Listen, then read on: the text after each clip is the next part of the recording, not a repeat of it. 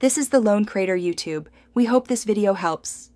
In this video, I will explain how to open a Dodge Viper hood. First, you'll need to locate the primary release lever. It's cleverly tucked away, so let's get started by finding that initial access point to begin the process smoothly and safely. This unique design requires a specific approach to ensure proper operation.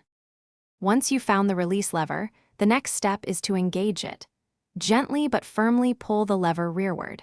You should hear a clear click as the hood latches release. This action will cause the front of the hood to lift just a few inches, signaling that it's ready for the next stage of opening.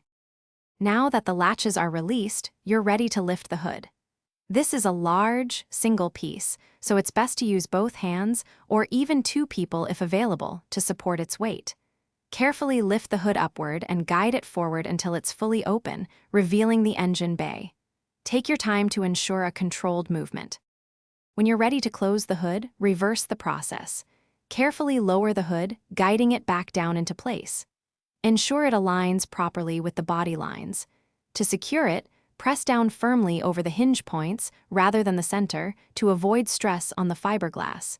You should hear the latches click securely into position. Thanks for watching.